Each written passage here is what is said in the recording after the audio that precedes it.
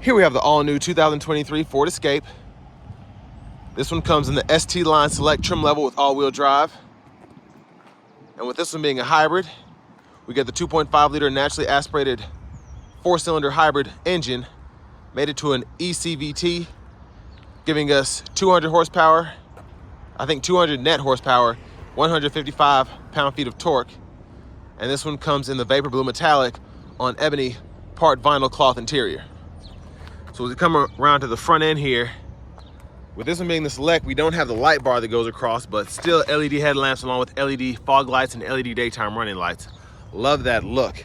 And even though the light bar is in here, I love how they put that mirror finish there because it looks like it's there and it still gives it that same sleek look as well. And down here to the wheels, these are going to be 19s, which actually look pretty good for this to be the select trim. Now we get passive keyless entry on the front two doors.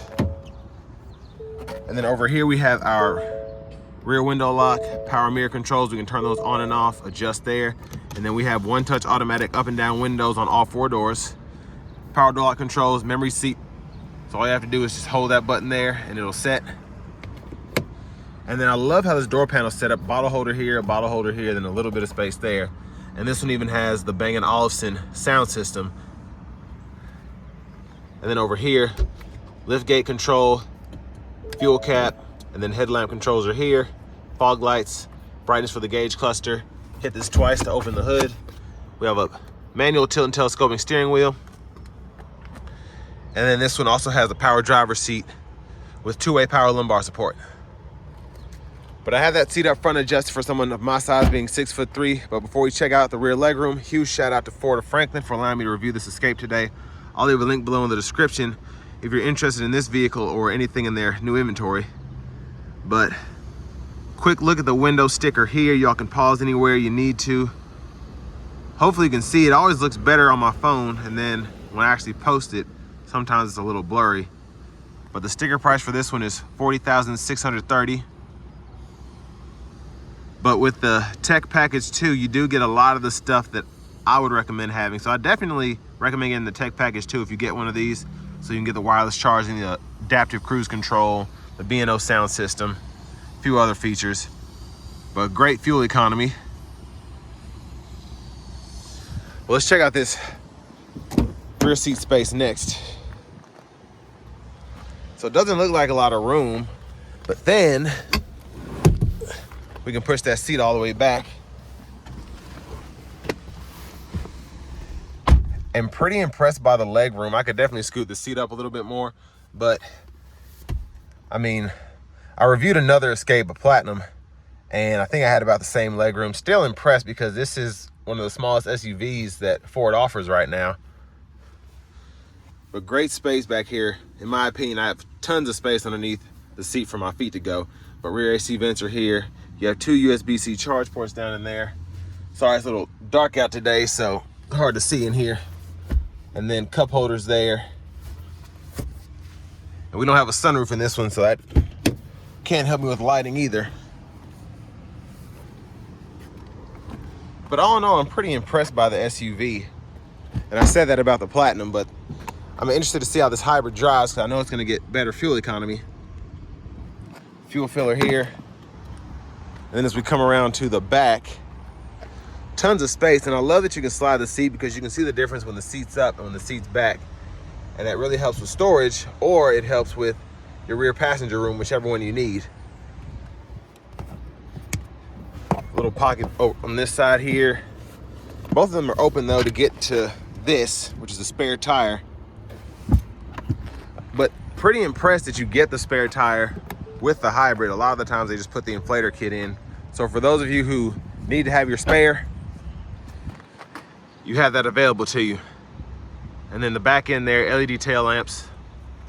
And I love that even with the hybrid, you get a dual exhaust because a lot of, I should say most vehicles that are hybrids don't give you that option. And it makes this look that much more sporty. But around to the rear passenger side, if you ever want to fold the seat flat, pull up here, there you go. You have additional space to run longer objects. The only issue I might have down the road is if you get anything stuck in between here and then you try and scoot that seat back, you might not ever see it again, but just got to be a little careful. And I do like that they included the seat back pockets on both sides. Can't say that enough, because I feel like a lot of manufacturers are trying to go away from that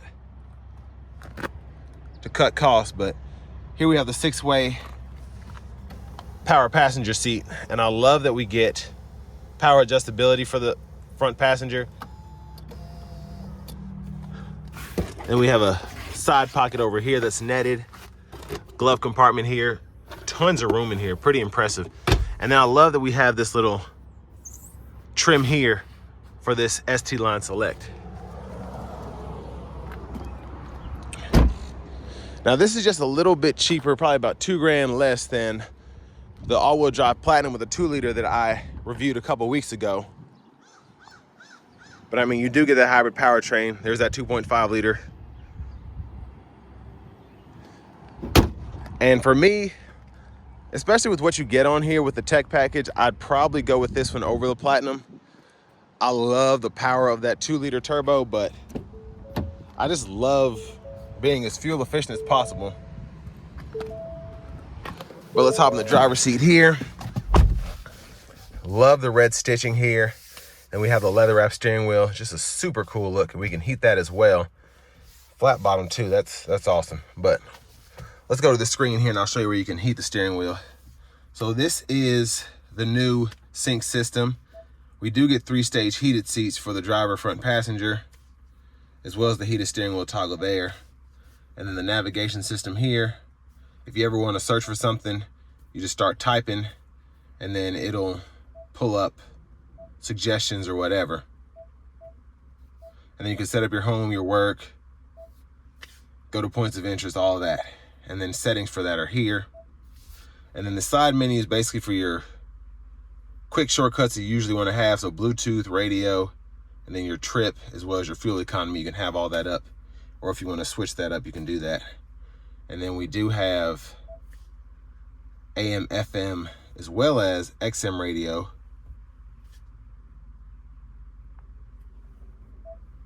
And then we also get wireless Apple CarPlay, wireless Android Auto compatibility. If I go in here, it'll show you those sources there. So it's a little, it takes some getting used to because you really have to push down on this and make sure that it's hearing what you're saying. But if you need to adjust your cruise control from adaptive with this tech package too, you can switch to normal, or you can turn the lane centering off. Me personally, I like to have all of that available to me. And then we have 4 drive modes here: normal, eco, sport, and then slippery, which is awesome when you have that all-wheel drive capability, even if it is a naturally aspirated hybrid. But we'll see how it does on the test drive again. And then settings here, if you ever need to sync your phone. Search for your vehicle on your device and select it once. Pretty easy to do. And then your vehicle settings are here. General settings. Everything makes sense where it should be, where it is. And if you need to adjust your sound with this B&O sound system, hit the sound there.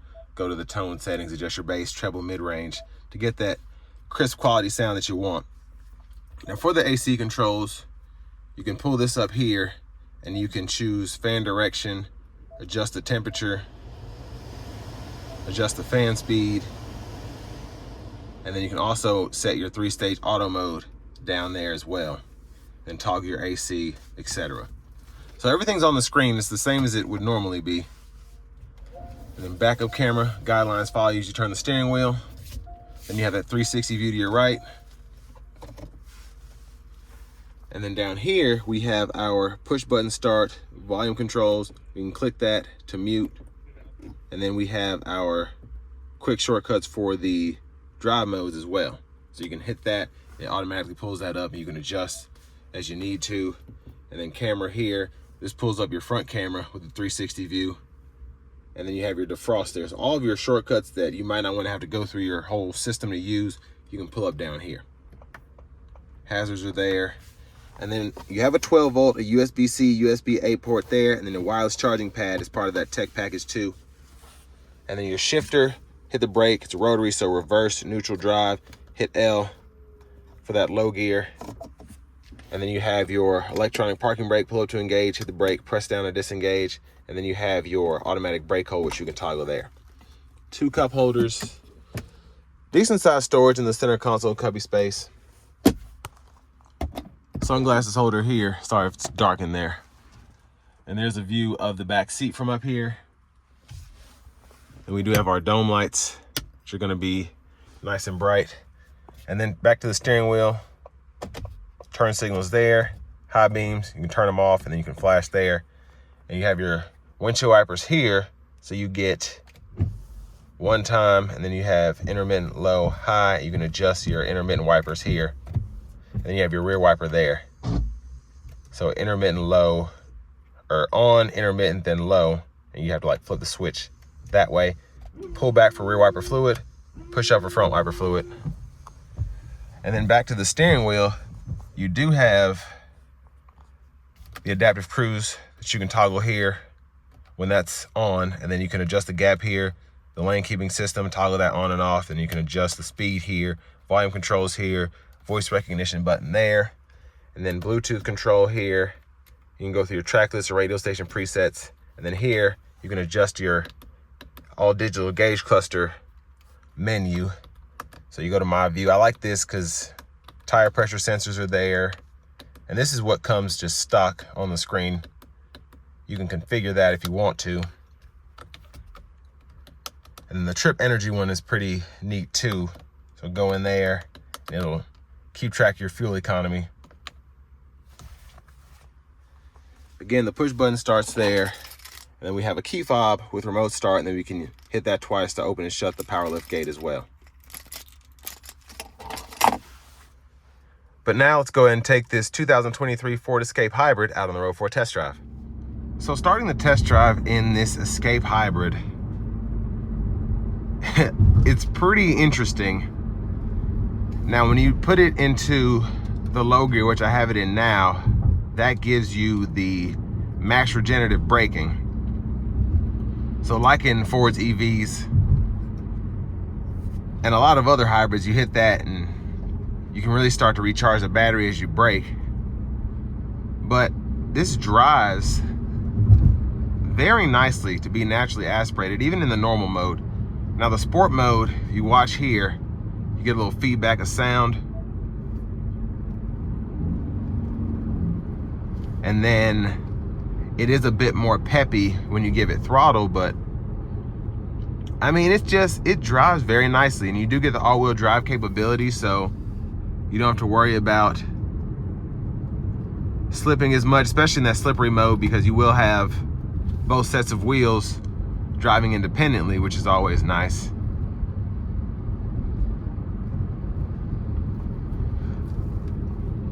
But just a good, solid quality ride here. So I'm gonna put the car back into eco mode now. And as we drive here, it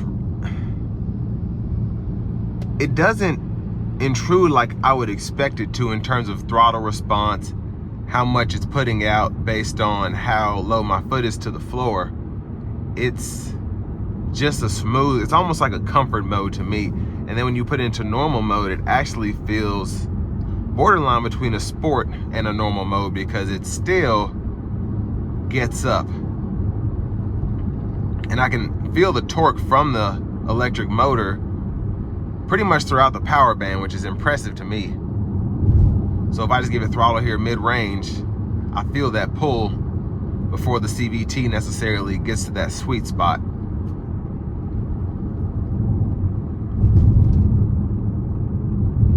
But a great daily driver, I think, long term. Being able to get 42 miles per gallon city, especially driving around here where there's traffic everywhere, you're gonna have to stop every 20 seconds. So again, nice to have that, and you're able to save on fuel costs, specifically when you're coming from a stop and when you're sitting at a stop. So getting on the interstate here, I'm gonna put it into sport mode, and then we'll see how this accelerates. Not gonna put my foot to the floor, but I will give it something. All right, here we go.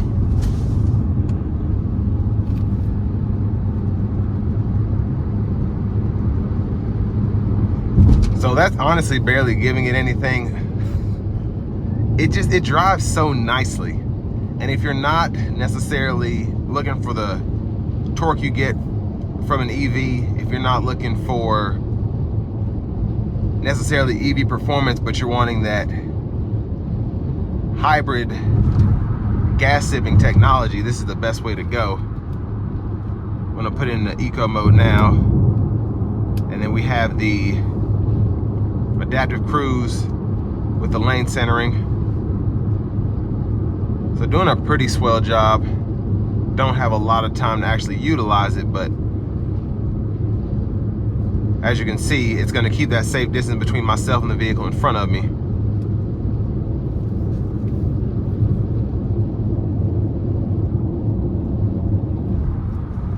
And brake pedal feels pretty good as well. Now in terms of competition, you do have the Equinox from Chevy, the Terrain from GMC, and then some might even say the new Dodge Hornets, the newer small, like subcompact SUV, so the Kona, and then the Kia Seltos. But for me, I think the Sportage is a good comparison, the CR-V, and then the RAV4. And this one just has a lot of that technology, and everything's 40, 50 grand now, but it's all gonna be based on preference and so on and so forth. But me personally, this is definitely one of my top 3.